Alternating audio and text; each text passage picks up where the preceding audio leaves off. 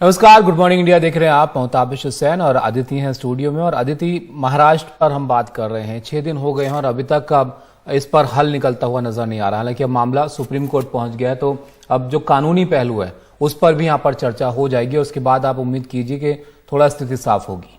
बिल्कुल, और अब एक के बाद एक अपने अपने जो दाव पेच है वो दोनों पार्टियां यहाँ पर खेलती हुई नजर आ रही हैं। एकनाथ शिंदे गुट जो है वो सुप्रीम कोर्ट पहुंच चुका है और कोर्ट में याचिका दाखिल की है, जिस पर आज सुनवाई होगी। याचिका में एकनाथ शिंदे ने कहा है कि डिप्टी स्पीकर सरकार के साथ मिलकर काम कर रहे हैं। महाविकास अघाड़ी सरकार डिप्टी स्पीकर का दुरुपयोग कर रही है, जिससे वो किसी भी तरह सत्ता में बनी रहे। और शिंदे गुट के मुताबिक डिप्टी स्पीकर के पास अयोग्यता याचिका पर फैसला करने का अधिकार नहीं है। महाराष्ट्र की मौजूदा सरकार सदन में बहुमत खो चुकी है। शिवसेना विधायक दल के 38 सदस्यों ने अपना समर्थन वापस ले लिया है और इस याचिका में अजय चौधरी को शिवसेना विधायक दल का नेता और सुनील प्रभु को चीफ व्हिप बनाने के फैसले को चुनौती दी गई है। और हमारे साथ हमारे सीनियर एडिटर आशीष भार्गव जुड़ गए हैं। आशीष, ये जो एकनाथ शिंदे का जो खेमा है सुप्रीम कोर्ट पहुंचा है, इस याचिका में क्या कुछ कहा गया है और आज जो सुनवाई होने वाली है उस पर क्या सुप्रीम कोर्ट को किसी तरह का फैसला लेना है या अभी ये मामला लंबा चलने वाला है? जी देखिए, ये मामला अदिति ज्यादा लंबा नहीं चलना चाहिए, क्योंकि मामला सीधा सीधा है कि आपको सुप्रीम कोर्ट को कुछ ना कुछ अंतरिम आदेश तो देना ही पड़ेगा, क्योंकि यहाँ पर एक ऐसी स्थिति पैदा हो गई है जो शायद पहले कभी पैदा नहीं हुई हो। क्योंकि अभी तक जितने मामले हुए, चाहे वो महाराष्ट्र का मामला पहले का था, चाहे मध्य प्रदेश का मामला था या फिर कर्नाटका का मामला था, उन मामलों में ये होता था कि कुछ विधायक टूट जाते थे, दूसरी पार्टी को समर्थन करते थे। लेकिन यहाँ ऐसा नहीं हुआ है। यहाँ कुछ नहीं बल्कि बहुत ज्यादा, 2/3 से ज्यादा एमएलए शिवसेना के वो ओरिजिनल जो शिवसेना है, यानी उद्धव ठाकरे की जो शिवसेना है, उसके खिलाफ हो गए हैं। और वो कह रहे हैं कि हम शिवसेना है क्योंकि हम बहुमत में हैं। और ऐसे में वो कह रहे हैं कि उनको डिस्क्वालीफाई कैसे किया जा सकता है, जो सरकार अपनी बहुमत खो चुकी है। और ऐसे में डिस्क्वालिफिकेशन की जो उनकी कार्रवाई हुई है, शुरू हुई है, उस पर रोक लगाई जाए। और जो अविश्वास प्रस्ताव उन्होंने डिप्टी स्पीकर के प्रति दिखाया था, उस पर पहले फैसला हो। तो काफी अहम है इस बात पर, जहां पर एकनाथ शिंदे कह रहे हैं कि जब उनको विधायक दल का नेता चुना गया तो 51 एमएलए थे, लेकिन जब उनको विधायक दल से हटाया गया और के नेता से हटाया गया और अजय चौधरी को नियुक्त किया गया तो सिर्फ 35% एमएलए भी नहीं थे। तो ऐसे में उनके खिलाफ जो कार्रवाई यहाँ पर हो रही है, जो डिप्टी स्पीकर कार्रवाई कर रहे हैं, वो असंवैधानिक है, मनमानी है और अन्यायपूर्ण है, संविधान के मौलिक अधिकारों के खिलाफ है। इसलिए उस पर रोक लगाई जाए। दूसरी तरफ एमएलए ये भी मांग कर रहे हैं कि जानबूझकर उनके परिवार की सिक्योरिटी हटा ली गई है उनके घर से, उनको भी सिक्योरिटी वापस दी जाए। ये भी वो कह रहे हैं। 15 एमएलए भी साथ में आए हैं एक पिटीशन लेकर, और वो कह रहे हैं कि उनका अपमान हुआ है महाविकास अघाड़ी की सरकार में गठबंधन से। शिवसेना के जो विधायक हैं उनको काफी नुकसान उठाना पड़ा है, क्योंकि जो बाला साहब ठाकरे का जो मूल सिद्धांत था उससे भटक गई है ये सरकार, और कांग्रेस और एनसीपी उसका फायदा उठा रहे हैं, जिसका नुकसान सिर्फ और सिर्फ शिवसेना को उठाना पड़ रहा है। ये तमाम बातें हैं। तो निश्चित तौर पर एक अहम सुनवाई है, जहां पर आज ये तय हो जाएगा कि किस दिशा में महाराष्ट्र की राजनीति जाएगी। क्योंकि यहाँ पर एक आदेश, एक फैसला पहले से तय है कि विधायकों ने इस्तीफा भी नहीं दिया है। ऐसे में वो कह रहे हैं कि हम शिवसेना में, हम शिवसेना छोड़ नहीं रहे हैं, ना वो दूसरा गुट बना रहे हैं। तो स्थिति उतनी आसान नहीं है जितनी लीगल पोजीशन पर दोनों जो गुट हैं, चाहे शिंदे गुट हो चाहे वो उद्धव ठाकरे की तरफ से हो, वो जो दावा कर रहे हैं, लीगल पोजीशन उतनी आसान नहीं है ऐसे मामले में। हाँ, अगर शिंदे गुट किसी दूसरी पार्टी में विलय कर लेता है तो वो स्थिति आसान हो जाती है। फिर तो सीधे सीधे फ्लोर टेस्ट पर जाइए और सरकार पर बहुमत में है या नहीं इसका फैसला कर लीजिए। जैसे सुप्रीम कोर्ट ने पहले 9 जजों में अपना फैसला दिया है, 5 जजों में अपना फैसला दिया और बार बार अपना फैसला दिया है। मध्य प्रदेश और महाराष्ट्र में पहले भी ये हो चुका है। तो निश्चित तौर पर एक काफी अहम सुनवाई होगी, जहां पर सुप्रीम कोर्ट को यह तय करना है कि एक ऐसे विधायक जो 2/3 से ज्यादा हैं, वो सरकार के साथ नहीं है, वो कहते हैं कि हम इस सरकार को छोड़ना चाहते हैं, वो अपनी पार्टी के जो मुखिया हैं उनके साथ नहीं है, अपने मुख्यमंत्री के साथ नहीं है, और डिप्टी स्पीकर के खिलाफ हैं। वो कह रहे हैं कि डिप्टी स्पीकर के पास ये अधिकार नहीं है। 2021 के बाद से स्पीकर क्यों नहीं नियुक्त किया गया, ये भी कहा गया है। और वो ये भी दावा कर रहे हैं कि वो शिवसेना में रहेंगे, शिवसेना के हैं और वहीं पर रहेंगे। तो ये एक पेचीदगी वाली स्थिति है, जहां पर घर के जो सदस्य हैं वो जी। खुद को घर के सदस्य बता रहे हैं, लेकिन घर में ही नहीं है और घर वालों के खिलाफ है। तो ये जी। कई सारे पहलू हैं जिन पर अब जो है स्थिति अब यहाँ पर साफ हो जाएगी। शुक्रिया आशीष आपका हमारे साथ जुड़ने के लिए, सब जानकारी देने के लिए। तो सुप्रीम कोर्ट अब जो है मामला ये पहुंचा है, जिसमें आप देखिए आज सुनवाई के बाद क्या बातें जो है वो वहां से साफ होती हैं। फिलहाल आप देखिए कि शिवसेना ने अपने मुखपत्र सामना में बीजेपी और बागियों पर भी वार किया है। सामना के संपादकीय में लिखा गया है कि केंद्र और बीजेपी के इशारे पर बागी विधायक नाच रहे हैं, और साथ ही ये भी लिखा गया कि बागी विधायक 50-50 करोड़ में बिके हैं और ऐसी सौदेबाजी लोकतंत्र के लिए कलंक है। सामना में आगे ये लिखा गया है कि बगावत के पीछे बीजेपी है और बागियों को केंद्र ने सीआरपीएफ सुरक्षा राज्य सरकार के अधिकार में, सुरक्षा जो दी है उसे राज्य सरकार के अधिकार में हस्तक्षेप की तरह देख रही है जो उद्धव ठाकरे की शिवसेना है। पोनो सुनील सिंह हमारे साथ जुड़ गए फोन लाइन पर।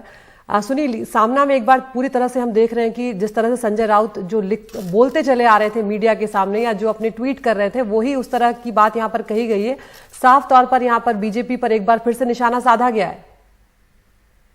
बिल्कुल अदिति, बीजेपी भले लाख मना करे कि ये जो बगावत हुई है शिवसेना में, उसके पीछे बीजेपी का कोई हाथ नहीं है और ये शिवसेना का अंदरूनी मामला है, लेकिन जिस तरह से जमीन पर हम देख रहे हैं उसे स्पष्ट हो रहा है कि सबके पीछे बीजेपी है। और यही बात सामना के संपादकीय में आज लिखी गई है कि 15 बागी विधायकों को जिस तरह से केंद्रीय सुरक्षा बल की सुरक्षा दे दी गई है, जवान लगा दिए गए हैं, जबकि यहाँ पर महाराष्ट्र और मुंबई पुलिस बाकायदा उन्हें पहले से सुरक्षा दे रही थी। ये अपने आप ये बात साबित करने के लिए काफी है कि इस बगावत के पीछे बीजेपी है। और दूसरी बात उन्होंने कही है कि जिस तरह से बिना राज्य सरकार के से बात किए, सूचना स्थापित किए, सीधे सीधे सीआरपीएफ की सुरक्षा लगा दी गई है ऐसे बाग में घर के बाहर, तो ये राज्य सरकार के अधिकार क्षेत्र में एक तरह से हस्तक्षेप है। और बीजेपी और केंद्र सरकार इस तरह पहले भी जो गैर बीजेपी शासित राज्य हैं, खास करके पश्चिम बंगाल, झारखंड, कांग्रेस, पंजाब और राजस्थान, इस तरह भी वहां भी इस तरह की हरकतें कर चुकी है। तो साफ तौर पर इस सबके पीछे बीजेपी है और बीजेपी ही सब कुछ करवा रही है, ये ऐसा उन्होंने कहा है। और जो विधायक है उनके लिए उन्होंने नचनिया का शब्द का इस्तेमाल किया है। और साथ में इसमें चेतावनी भी दी गई है कि जो भी विधायक हैं, जो बागी हैं, उनको आगे चलकर ये जो है कि इसके लिए भविष्य में कीमत चुकानी पड़ेगी, ये भी साफ तौर पर चेतावनी भी दी गई है। और ये आरोप लगाया गया है कि जो बगावत हुई है, ये भले बहाना बनाया जा रहा है कि शिवसेना ने हिंदुत्व छोड़ दिया था या फिर कांग्रेस और एनसीपी जो है कि उस की सरकार में शिवसेना के जो विधायक हैं उनको बराबर का फंड नहीं मिल रहा था, लेकिन असली जो वजह है वो है कि सभी को 50-50 करोड़ रुपए दिए गए हैं विधायकों को गद्दारी करने के लिए। तो बहुत गंभीर आरोप लगाए गए हैं और ये स्पष्ट करने की कोशिश की गई है कि इस सब पीछे बीजेपी है, बीजेपी का सत्ता लालच ही ये सब करवा रहा है और जिसके आगे जो बागी विधायक है शिवसेना के वो नाच रहे हैं। शुक्रिया सुनील जी आपका सब जानकारी के लिए। तो अब सीधा निशाना, वो भी कड़े शब्दों में आप कह सकते हैं, सीधा आरोप यहाँ पर लगाया गया कि जो बागी विधायक है 50-50 करोड़ में बिके हैं और बागियों को केंद्र ने सीआरपीएफ सुरक्षा राज्य सरकार के अधिकार में हस्तक्षेप किया है। हमने कल भी देखा था ताबिश की संजय राउत जो है वो सबके सामने इस तरह से कह रहे थे कि ये जो चले गए हैं या जिन्होंने पार्टी के साथ बगावत की है उनकी आत्मा मर चुकी है और जब वो लौटेंगे तो उनके शरीर लौटेंगे क्योंकि उन्होंने अपनी आत्मा को बेच दिया है। तो आगे बढ़ रहे हैं इसी मामले में। इस बीच गुवाहाटी में जो मौजूद है बागी विधायकों की ओर से दीपक केसरकर ने यह कहा है कि वो फ्लोर टेस्ट के लिए तैयार हैं और जल्द ही महाराष्ट्र जाएंगे। उन्होंने कहा कि महाराष्ट्र से 1-2 और विधायक अभी आने वाले हैं और उनके साथ और जुड़ जाएंगे और इसके बाद समर्थकों की संख्या जो है वो 51 होने का दावा कर रहे हैं दीपक केसरकर। यानी और विधायकों की उम्मीद अभी उनको है कि और टूट के विधायक वहां पर उनके साथ जुड़ सकते हैं। और साथ ही ये भी इससे यहाँ पर साफ होता दीदी केसरकर ने यह भी कहा कि इसके बाद 3 से 4 दिनों में वो किसी निर्णय पर पहुंचेंगे और सीधे महाराष्ट्र वापस आएंगे, यानी थोड़ा और वक्त इसमें ले सकते हैं वो। उन्होंने कहा कि एकनाथ शिंदे के सभी विधायक किसी भी समय महाराष्ट्र विधानसभा में फ्लोर टेस्ट का सामना करने के लिए तैयार हैं, लेकिन एकनाथ शिंदे समूह को मान्यता दी जानी चाहिए। केसरकर ने कहा कि वो किसी भी सूरत में महाविकास अघाड़ी के साथ नहीं जाएंगे।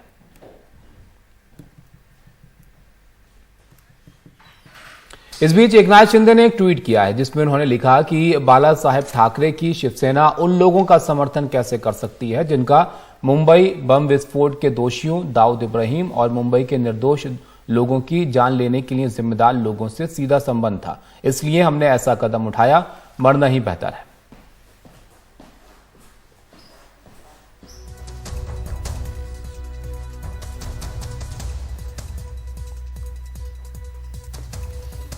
और लगातार हम देख रहे हैं कि उद्धव ठाकरे, आदित्य ठाकरे, संजय राउत सभी के तेवर जो हैं वो काफी अब तल्ख हो गए हैं। और शिवसेना की बैठक में आदित्य ठाकरे का एकनाथ शिंदे पर निशाना उन्होंने साधा। एकनाथ शिंदे में ठाणे में बगावत करने की हिम्मत नहीं थी, ये बात आदित्य ठाकरे ने कही और बोले कि बगावत करने के लिए एकनाथ शिंदे को सूरत जाना पड़ा। असम में लोग बाढ़ से परेशान हैं और बागी विधायक मजे कर रहे हैं। और बीजेपी कह रही है कि ये शिवसेना का आंतरिक मामला है, लेकिन फिर बीजेपी ने बागी विधायकों को सुरक्षा क्यों दी, ये सवाल सीधे जो है उनकी तरफ से किए गए। अगर बागी विधायक शेर होते तो यहां से भागते नहीं। बागी विधायक पैसे के लिए गुवाहाटी गए हैं, हमें सड़कों पर उतरना होगा और हर घर तक पहुंचना होगा। अंत में उन्होंने एक फिल्मी डायलॉग भी बोला जिसमें उन्होंने कहा कि हम शरीफ क्या हुए, सारी दुनिया बदमाश हो गई।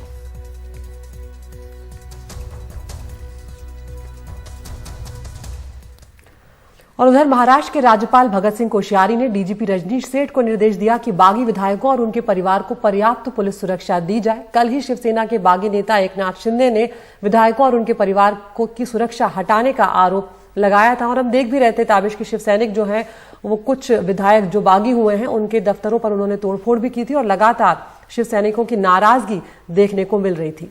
और इसके बाद, हालांकि इस आरोप के बाद जो वहां के गृह मंत्री उन्होंने साफ किया कि ऐसा कोई फैसला नहीं लिया गया है, लेकिन सड़कों पर जरूर गुस्सा शिव सैनिकों को दिखा। और अब यहां पर जो है ये निर्देश दिया गया है महाराष्ट्र के राज्यपाल भगत सिंह कोश्यारी की तरफ से कि इनकी सुरक्षा जो है वो बढ़ाई जाए।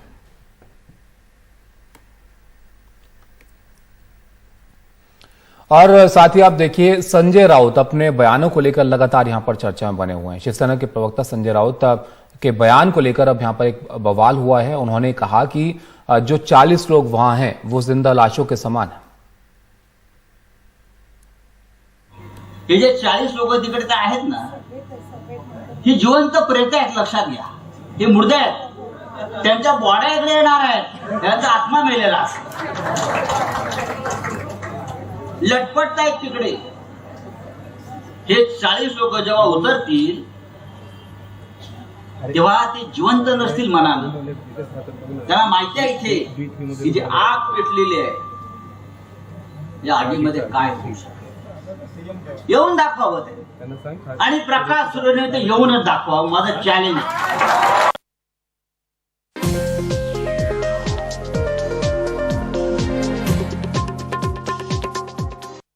सामाजिक कार्यकर्ता तीस्ता सीतलवाड़ और गुजरात के पूर्व डीजीपी आरबी श्री कुमार को 1 जुलाई तक गुजरात एटीएस की हिरासत में भेज दिया गया है। कल दोनों को अहमदाबाद मेट्रोपॉलिटन मजिस्ट्रेट की अदालत में पेश किया गया था। गुजरात दंगों के बड़े षड्यंत्र के मामले में कथित तौर पर सबूत गढ़ने के मामले में तीस्ता और आरबी श्री कुमार को गिरफ्तार किया गया है।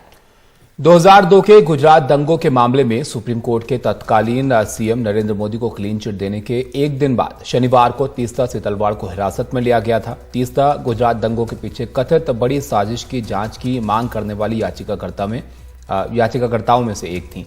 याचिका को खारिज करते हुए सुप्रीम कोर्ट ने कहा था कि याचिका गलत उद्देश्य के साथ दायर की गई। कोर्ट ने आगे कहा था कि कानूनी प्रक्रिया का दुरुपयोग करने वालों के खिलाफ कार्रवाई की जानी चाहिए। और इसी आदेश को और इसी बात को आधार बनाते हुए तीस्ता सीतलवाड़ और आरबी श्री कुमार पर यह कार्रवाई की गई है।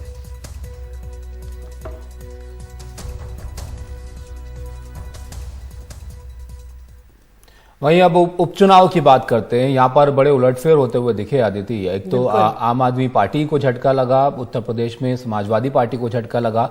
आप देखिए पंजाब में आम आदमी पार्टी में बड़ा उलटफेर जो है वो देखने को मिला, उसकी शिकार वो हुई। सीएम भगवंत मान की सीट संगरूर, जहां से वो 2 बार लोकसभा का चुनाव जीते और ऐसे वक्त में जब उनके एक वेव सी वहां पर चल रही थी तब भी अपनी सीट बरकरार रखने में कामयाब रहे थे। अब वो मुख्यमंत्री हैं, तब उनकी जो मजबूत सीट थी वहां पर आम आदमी पार्टी हार गई है। बिल्कुल, अमूमन हम ऐसा देखते नहीं है कि जिसकी सरकार और अभी हाल ही में विधानसभा चुनाव हुए और किस तरह से बड़ी बड़ी पार्टियों को आम आदमी पार्टी ने पीछे छोड़ दिया और सूपड़ा साफ एक तरह से कर दिया। लेकिन बावजूद उसके जो सीएम मुख्यमंत्री भगवंत मान की सीट थी संगरूर, वहां पर आम आदमी पार्टी हार गई है। अकाली दल अमृतसर के उम्मीदवार सिमरनजीत सिंह मान ने आपके गुरमेल सिंह को 7000 से ज्यादा वोटों से हरा दिया है। पंजाब में आम आदमी पार्टी के लिए एक बड़ा झटका। विधानसभा चुनाव में जबरदस्त जीत के कुछ ही महीनों बाद लोकसभा उपचुनाव में आम आदमी पार्टी को हार का सामना करना पड़ा है। संगरूर से शिरोमणि अकाली दल अमृतसर के प्रमुख सिमरनजीत सिंह मान ने जीत दर्ज की है। ये सीट भगवंत मान के मुख्यमंत्री बनने के बाद खाली हुई थी। इस सीट पर भगवंत मान 2014 और 2019 में मोदी लहर के बावजूद जीते थे। बड़े चिर बाद श्रोमणी अकाली दल अंमृतसर दी बहुत तकड़ी जित हुई है ते संगरूर दे इलेक्शन दे विच ਅਸੀਂ all India parties Congress BJP RSS आम पार्टी ते बादल दलियां दा लख तोड़ के रखता है। एक पूर्व IPS अधिकारी जिन्होंने 1984 में ऑपरेशन ब्लू स्टार के विरोध में इस्तीफा दे दिया था, संगरूर से जीतने में कामयाब रहे हैं। मान की जीत के पीछे जिन वजहों को अहम माना जा रहा है वो है स्थानीय आम आदमी पार्टी नेताओं की जनता से दूरी। मारे गए गायक सिद्धू मूसेवाला ने भी मान का समर्थन किया था। मूसेवाला समर्थक आम आदमी पार्टी पर उनकी सिक्योरिटी वापस लेने का आरोप लगाते हैं। आम आदमी पार्टी ने एक कमजोर उम्मीदवार को भी उतारा। आम आदमी पार्टी का कहना है कि अभी सरकार बने बहुत कम दिन हुए हैं। जब सरकार अपने वादे पूरे करने लगेगी तो जनता भरोसा भी जताएगी।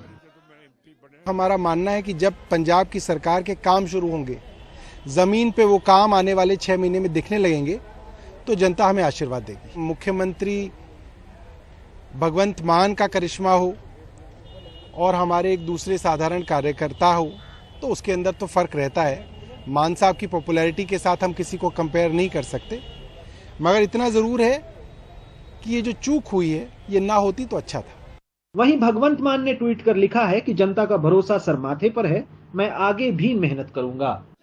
आज के उपचुनाव के नतीजे बादल परिवार के नेतृत्व वाली शिरोमणि अकाली दल के लिए कुछ खास नहीं रहे, लेकिन शिरोमणि अकाली दल अमृतसर के प्रमुख सिमरनजीत सिंह मान का एक सांसद बनना कहीं न कहीं ये भी दर्शाता है कि पंजाब में आज भी पंथक सियासत की एक अपनी जगह है।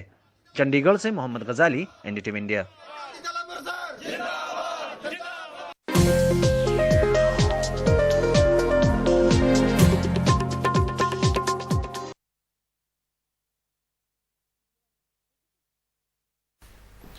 असम की बात करते हैं। यहाँ पर अब देखिए 28 जिले अब भी बाढ़ से जूझ रहे हैं। हालात जो है चिंताजनक बने हुए हैं। कई इलाकों में बाढ़ का पानी कम जरूर हुआ है, लेकिन बाढ़ के पानी की वजह से जो दिक्कतें पैदा हुई हैं उसमें अब भी लोग परेशान हो रहे हैं।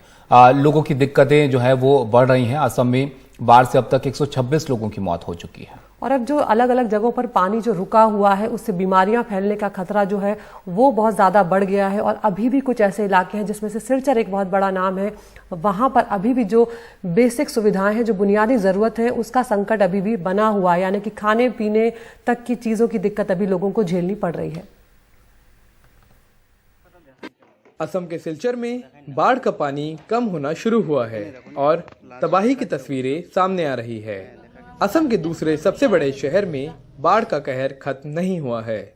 अंतिम संस्कार करने में लोगों को काफी परेशानी हो रही है क्योंकि तमाम शमशान घाटों में पानी भरा हुआ है। 32 साल के राकेश रविदास की बाढ़ के दौरान डूबने से मौत हो गई। उनकी 23 साल की पत्नी और 70 साल की मां का कहना है कि वो अंतिम संस्कार तक सही तरीके से नहीं कर पाए। बाढ़ का पानी चिता को अपने साथ बहाकर ले गया। बहुत जितना पानी था इतना कमर भर जा रहे थे, पूरा पानी था।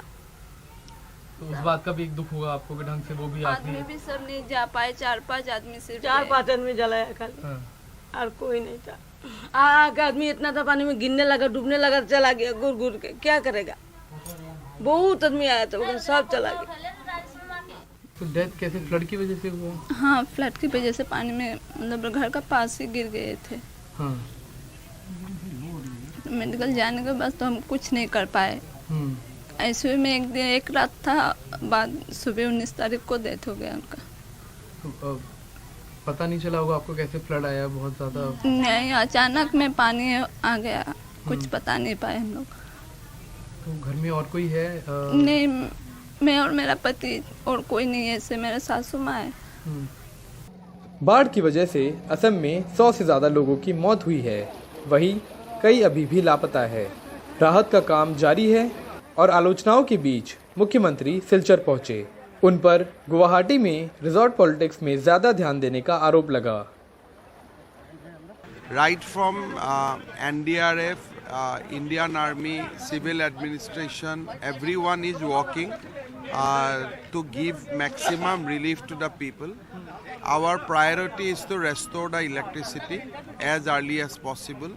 I think those people who are in Assam, they knows what is my priority. Day and night I am in field. So people are extremely happy with the government. At least we are trying to help. And whoever, whoever is monitoring me, they will know that 24 hours I am on field. जहां मुख्यमंत्री दावा कर रहे हैं कि लोग राहत अभियान से खुश है, वहीं राहत शिविरों में रह रहे लोगों का कुछ और ही कहना है।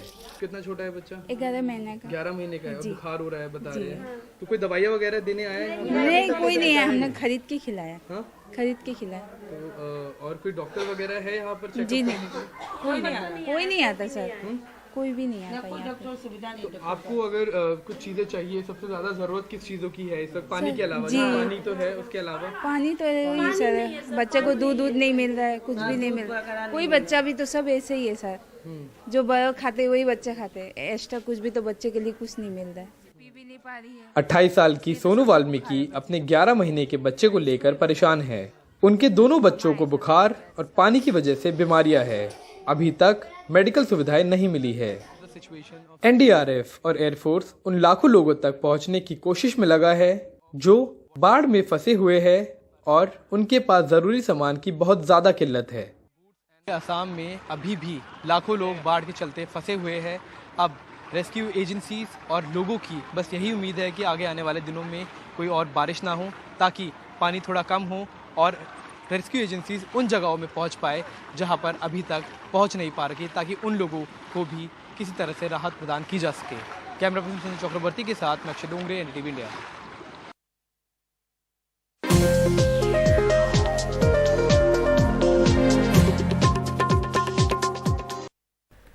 अग्निपथ योजना के चौतरफा विरोध के बीच भर्ती प्रक्रिया भी ताबिश शुरू हो चुकी है और वो लोग जो पिछले 2 सालों से इंतजार कर रहे थे कि भर्ती प्रक्रिया शुरू हो और तैयारियों में जुटे हुए थे, उनके लिए भी ये आखिरी मौका है, क्योंकि उसमें से कई ऐसे हैं जिनकी एज जो है वो अब इसके बाद निकल जाएगी।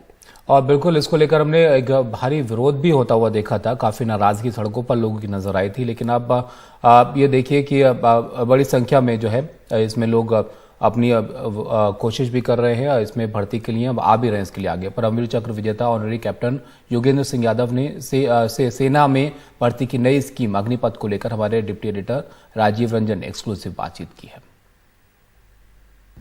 हमारे साथ है सेना के ऑनरी कैप्टन योगेंद्र सिंह यादव। देश में बहादुरी के लिए मिलने वाला सबसे बड़ा सैन्य सम्मान परमवीर चक्र विजेता। करगिल के टाइगर हिल पर जो आप तिरंगा फहराता हुआ देख रहे हैं, उसके पीछे एक बड़ा योगदान ऑनरी कैप्टन योगेंद्र सिंह यादव का है। उनसे बातचीत करते हैं अग्निपथ के बारे में।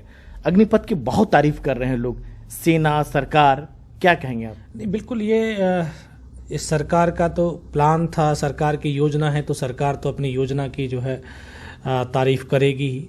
और जो हमारे सैन्य अधिकारी हैं, वर्दीधारी हैं, तो ये कहीं ना कहीं सेना सरकार के उस दबाव में आकर के या नहीं बोल पा रहे हैं, खुल करके नहीं बोल पा रहे हैं, लेकिन सबके दिल के अंदर ये दर्द तो है कि जो अग्निपथ है ये कहीं ना कहीं हमारी सेना को कमज़ोर कर रही है।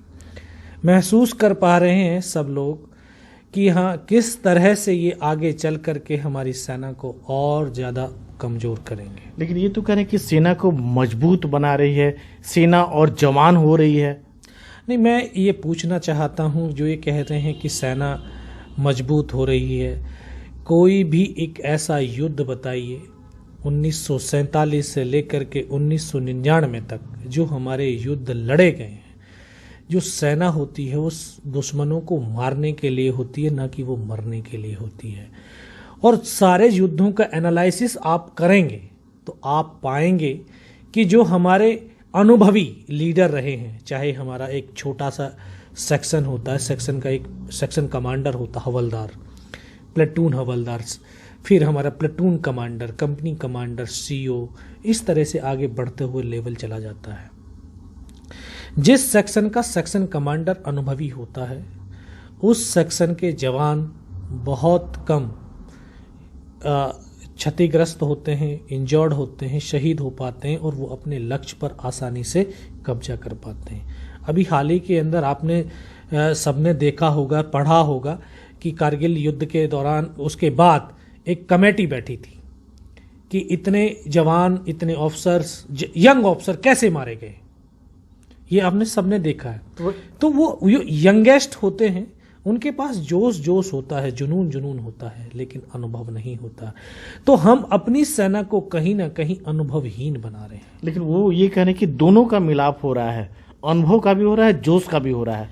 नहीं, अनुभव और जोश का कैसे हो रहा है जरा बताइए। जब तक वो हमारा जो बच्चा है जो अग्निवीर बन करके जा रहा है, जब तक वो सेना की कैखे को समझ पाता है तब तक तो वापस आ पा रहा है ना। तो वो उसका सेना के लिए क्या फायदा हो रहा है और उसका देश के लिए भी क्या फायदा हो रहा है। लोग तो बोलने लगे कि बोला हमारे ऑफिस के सामने जो है गार्ड में हम उनको भर्ती कर लेंगे। क्या इस राष्ट्र के सुरक्षा कर्मी जो है, जो राष्ट्र का रक्षक है, उसको क्या सिर्फ अग्निवीर इसलिए बनाया जा रहा है कि वो आकर के गार्ड बने? इससे बड़ा देश का दुर्भाग्य क्या होगा? नहीं, वो ये भी कह रहे हैं कि 4 साल के लिए भर्ती किया जा रहा है और उसमें 25% जो योग्य होंगे, सक्षम होंगे, वो सेना में आएंगे और 75% के लिए बाहर नौकरी की व्यवस्था। पहले तो जो हमारी 2.5 साल से भर्तियां नहीं हुई, हर वर्ष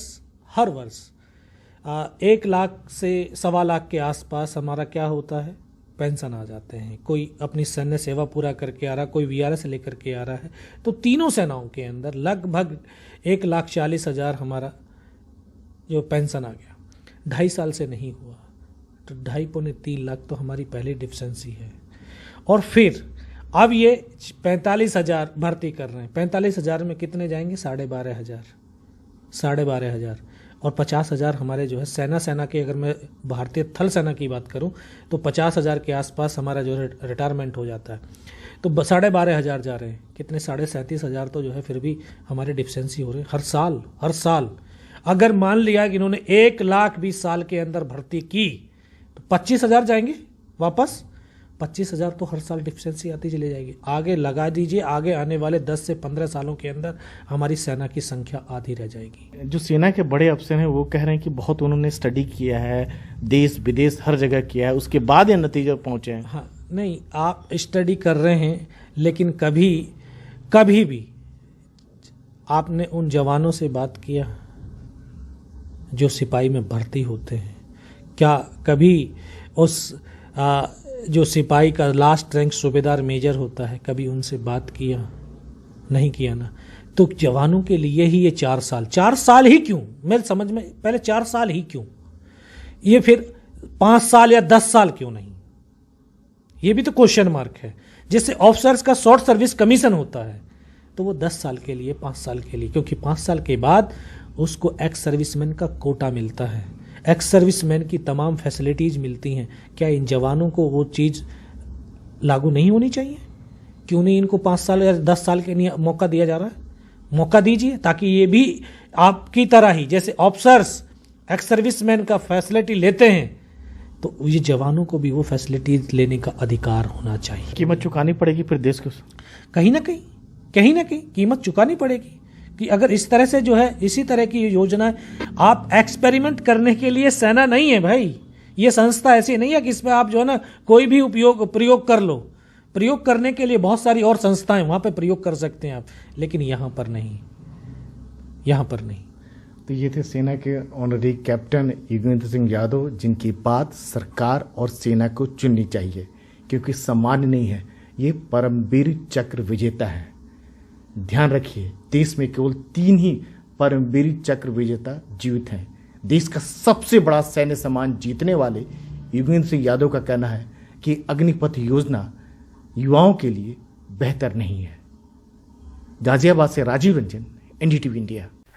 नमस्कार, गुड मॉर्निंग इंडिया में आपका स्वागत है। मैं हूं अदिति राजपूत और मेरे साथ हैं ताबिश हुसैन। ताबिश, 5 दिन तो बीत चुके हैं और अभी तक महाराष्ट्र का जो संकट है वो खत्म होता नजर नहीं आ रहा है और उद्धव ठाकरे के लिए मुश्किलें अभी भी आसान नहीं हुई है यहाँ पर, क्योंकि अब जो ये मामला है ये सुप्रीम कोर्ट तक पहुंच गया है। और अब यहाँ पर आप देखिए, महाराष्ट्र में जो सियासी संकट था, अब जो सवाल उठाए गए थे, अब वो सुप्रीम कोर्ट में जो है इस पर चर्चा की जाएगी। एकनाथ शिंदे गुट की ओर से सुप्रीम कोर्ट में याचिका दाखिल की गई है जिस पर आज सुनवाई होनी है। और याचिका में एकनाथ शिंदे ने कहा है कि डिप्टी स्पीकर सरकार के साथ मिलकर काम कर रहे हैं। महाविकास अघाड़ी सरकार डिप्टी स्पीकर का दुरुपयोग कर रही है जिससे वो किसी भी तरह सत्ता में बनी रहे। शिंदे गुट के मुताबिक डिप्टी स्पीकर के पास अयोग्यता याचिका पर फैसला करने का अधिकार नहीं है। महाराष्ट्र की मौजूदा सरकार सदन में बहुमत खो चुकी है। शिवसेना विधायक दल के 38 सदस्यों ने अपना समर्थन वापस ले लिया है। इस याचिका में अजय चौधरी को शिवसेना विधायक दल का नेता और सुनील प्रभु को चीफ विप बनाने के फैसले को भी चुनौती दी गई है। तो आज अब सुप्रीम कोर्ट को फैसला लेना है, क्योंकि यहाँ पर जो खेमे हैं वो बढ़ गए हैं और दोनों ही अपने आप को शिवसेना या असली शिवसेना होने का दावा कर रहे हैं। ज्यादा जानकारी दे रहे हैं हमारे सहयोगी आशीष भार्गव।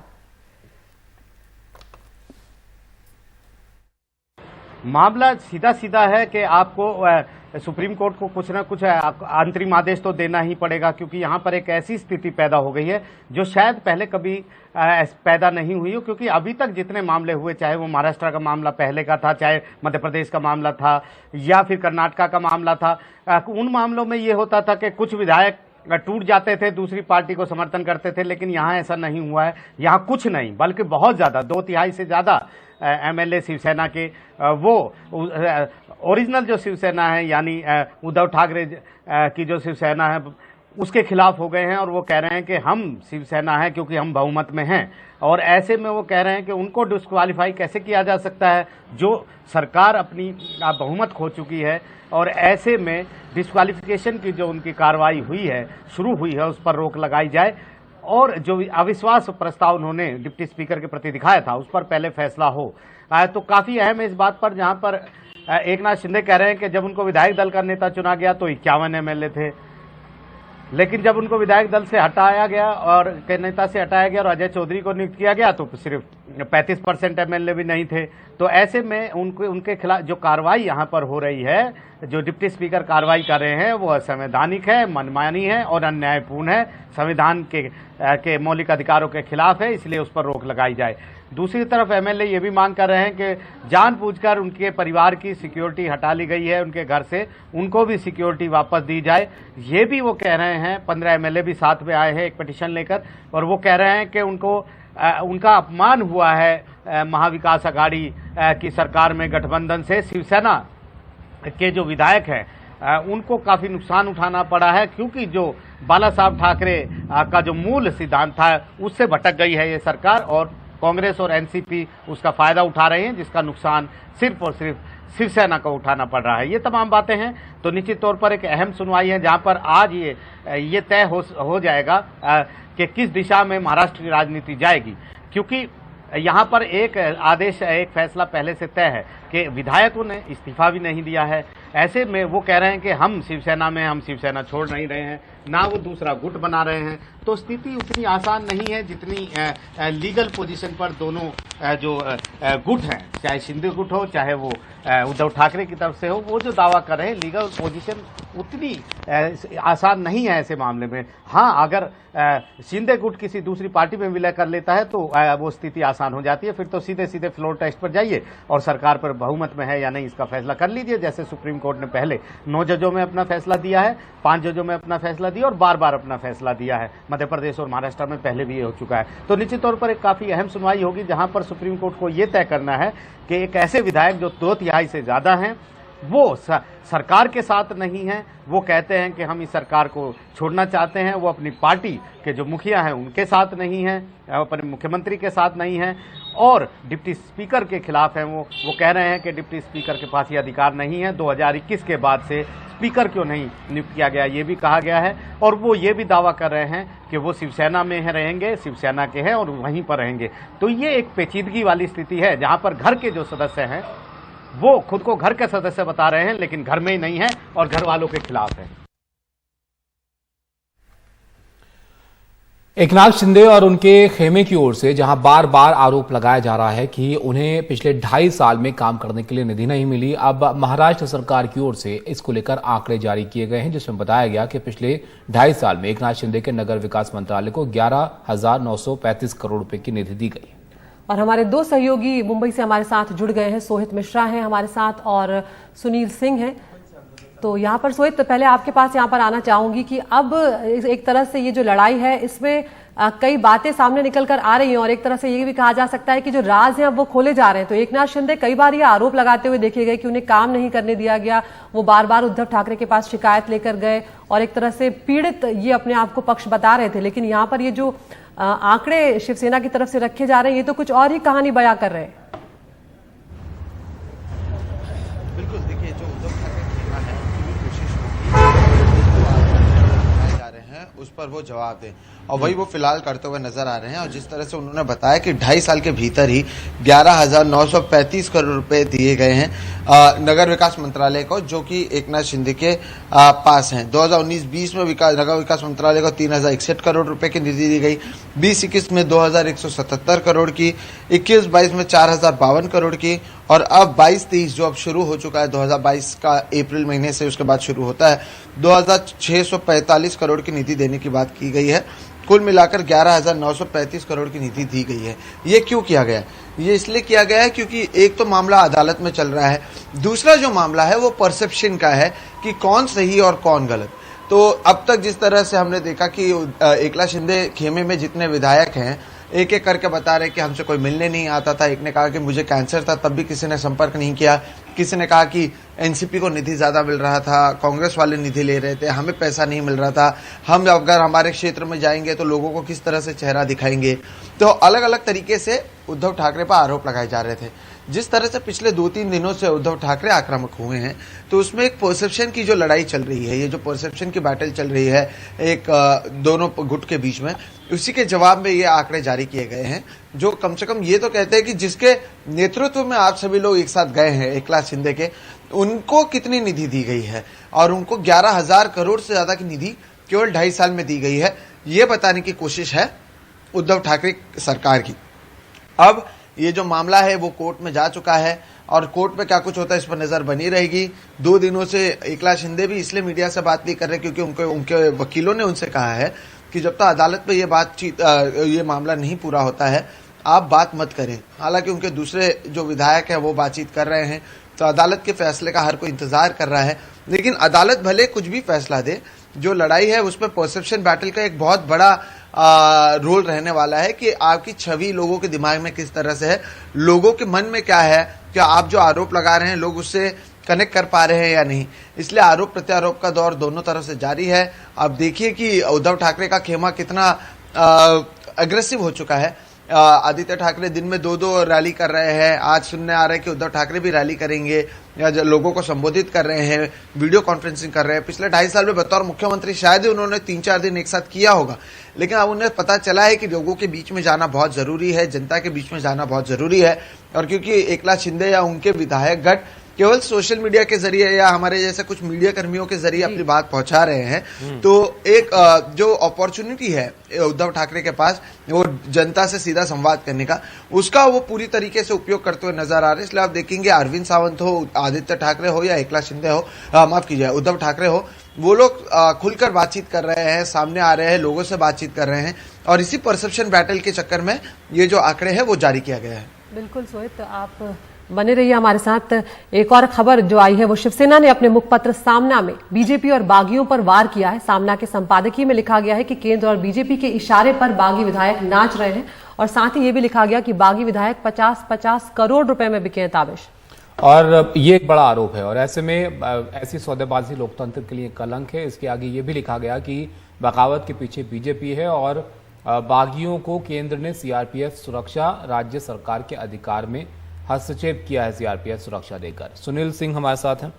सुनील जी, निशाना तो लगातार साधा ही जा रहा है शिवसेना की तरफ से बागियों पर, लेकिन ये गंभीर और बड़ा आरोप कि 50-50 करोड़ रुपए में बिके हैं और सीधा एक बार फिर से केंद्र पर निशाना कि सीआरपीएफ की सुरक्षा आखिर क्यों दी आपने, अगर आपका कोई इससे लेना देना नहीं।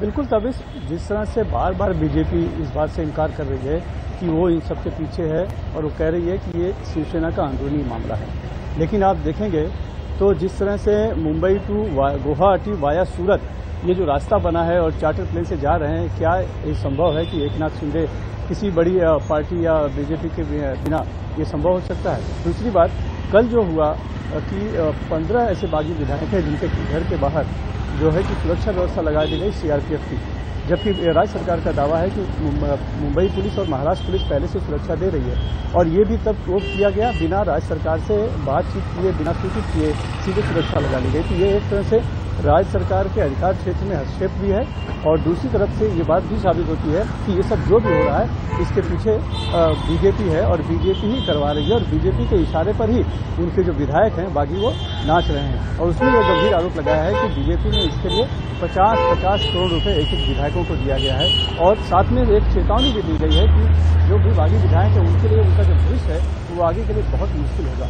यानी शिवसेना जो है वो कहीं न कहीं इस बात को भी अब जोर दे रही है कि जो भी हो रहा है उसके पीछे बीजेपी है और बीजेपी को कटघरे में खड़ा करके भेजना है उसकी लगातार कोशिश है। हालांकि ये सर्वविदित है कि जिस तरह से चीजें चल रही हैं, जिस तरह से उनको लॉजिस्टिक सपोर्ट मिल रहा है वो बिना बीजेपी के संभव भी नहीं है। और खुद एकनाथ शिंदे भी जो एक वीडियो जो आया था होटल से उसमें वो कहते पाए गए थे कि एक राष्ट्रीय पार्टी उनके समर्थन में है जो कि महासत्ता है जिसने पाकिस्तान को दिखा दिया है, तो उसके साथ जाने से हमें बहुत कुछ मिलेगा। और उनकी जो खुली हुई बात है उनकी कि बगावत का जो एक मुख्य कारण है जो एक है कि शिवसेना ने हिंदुत्व छोड़ दिया था और दूसरा कांग्रेस और एनसीपी जो है शिवसेना को खत्म कर रही थी। वहीं उसमें भी बताया गया था कि हमें बीजेपी के साथ जाना चाहिए क्योंकि बीजेपी के साथ हमने चुनाव लड़ा था और जीता था। तो स्वाभाविक तौर पर सबके पीछे बीजेपी है, लेकिन सपाटी में अब जाके इशारा सीधे सीधे कहा गया है कि राज्य सरकार के अधिकार क्षेत्र में यह हस्तक्षेप है। और सुनील ये जो है बीजेपी गैर शासित जितने भी प्रदेश हैं वहां पर चाहे वो पश्चिम बंगाल हो, छत्तीसगढ़ हो, राजस्थान हो, पंजाब हो, इस तरह का हस्तक्षेप बीजेपी करती रही है जो एक संघीय जो एक ढांचा है देश का उसके भी खिलाफ जाता है। चलिए, शुक्रिया सुनील जी आपका सब जानकारी के लिए। तो बड़े गंभीर आरोप यहाँ पर अदिति लगाए गए हैं कि 50-50 करोड़ रुपए में जो लोग गए हैं ये बिके हैं और सीधा बीजेपी को भी निशाने पर यहाँ पर शिवसेना लेती रही है कि उनका इसके पीछे हाथ है। लेकिन अब देखना होगा कि क्या इस मामले में होता है। सुप्रीम कोर्ट भी यह मामला पहुंच गया है।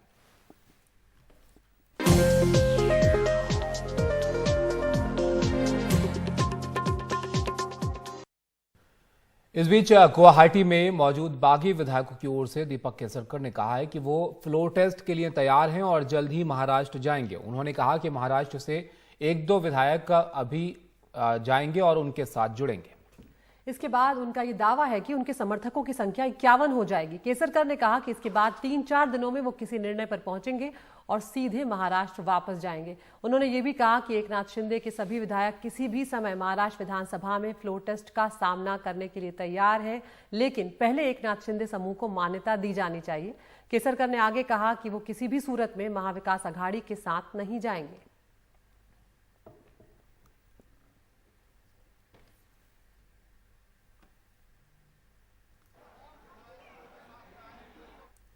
और इस बीच एकनाथ शिंदे लगातार एक के बाद एक ट्वीट कर रहे हैं और अपने आप को सच्चा और सही साबित करने की कोशिश में जुटे हुए हैं। उन्होंने लिखा है कि बाला साहब ठाकरे की शिवसेना उन लोगों का समर्थन कैसे कर सकती है जिनका मुंबई बम विस्फोट के दोषियों दाऊद इब्राहिम और मुंबई के निर्दोष लोगों की जान लेने के लिए जिम्मेदार लोगों से सीधा संबंध था, इसलिए हमने ऐसा कदम उठाया, मरना ही बेहतर है।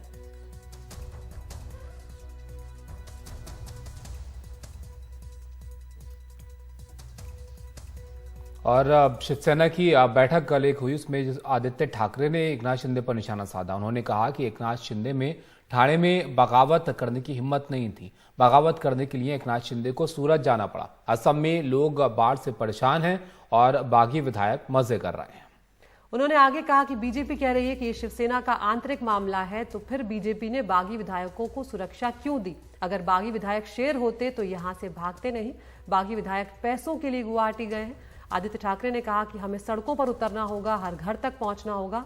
अंत में उन्होंने एक फिल्मी डायलॉग भी मारा और कहा कि हम शरीफ क्या हुए, सारी दुनिया बदमाश हो गई।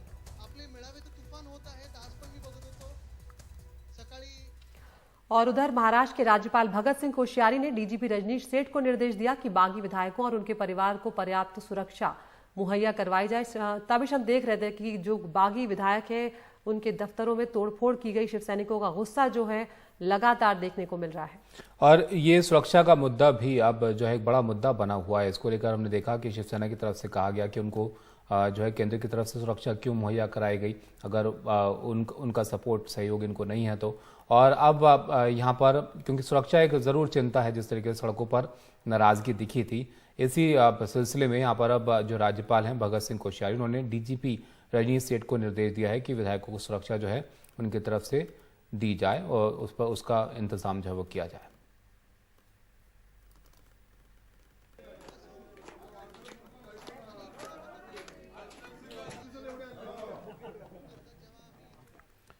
लेकिन शिवसेना की तरफ से जो प्रवक्ता हैं संजय राउत, वो अपने बयानों को लेकर लगातार चर्चा में बने हुए हैं। अब उनके एक बयान को लेकर बवाल हो गया है। उन्होंने कहा कि ये जो 40 लोग वहां हैं वो जिंदा लाशों के समान है।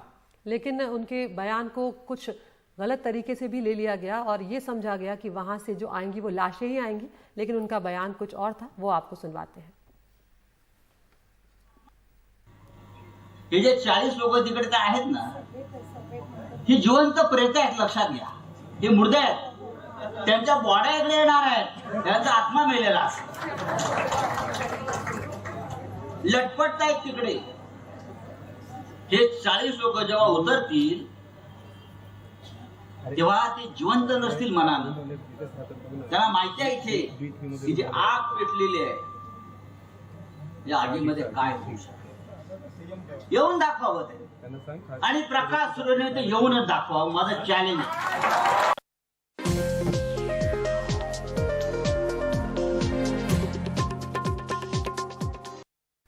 सामाजिक कार्यकर्ता तीस्ता सीतलवाड़ और गुजरात के पूर्व डीजीपी आरबी श्री कुमार को 1 जुलाई तक गुजरात एटीएस की हिरासत में भेजा गया है। कल दोनों अहमदाबाद मेट्रोपॉलिटन मजिस्ट्रेट की अदालत में पेश किए गए थे।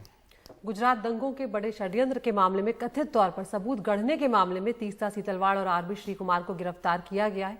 2002 के गुजरात दंगों के मामले में सुप्रीम कोर्ट के तत्कालिक सीएम नरेंद्र मोदी को क्लीन चिट देने के एक दिन बाद शनिवार को तीस्ता सीतलवाड़ को हिरासत में लिया गया। तीस्ता गुजरात दंगों के पीछे कथित बड़ी साजिश की जांच की मांग करने वाली याचिकाकर्ताओं में से एक थी और याचिका को खारिज करते हुए सुप्रीम कोर्ट ने कहा था कि याचिका गलत उद्देश्यों के साथ दायर की गई थी और कोर्ट ने यह भी कहा कि कानूनी प्रक्रिया का दुरुपयोग करने वालों के खिलाफ कार्रवाई की जानी चाहिए और इसी बात को आधार मानते हुए तीस्ता सीतलवाड़ की गिरफ्तारी हुई है।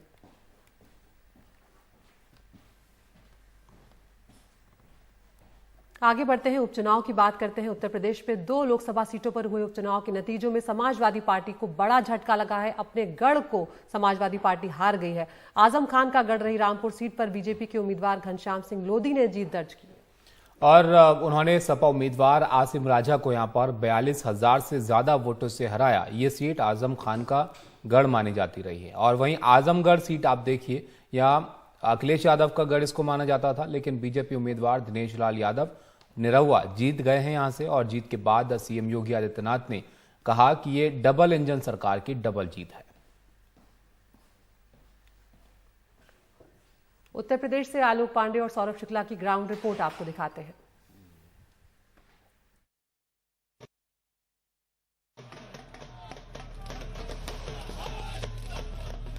बीजेपी ने रामपुर और आजमगढ़ दोनों ही लोकसभा उपचुनाव जीतकर एक बड़ा संदेश दिया है। जीत इसलिए ज्यादा खास है क्योंकि आजमगढ़ की सीट पूर्व मुख्यमंत्री अखिलेश यादव की सीट थी और रामपुर को आजम खान का गढ़ कहा जाता था।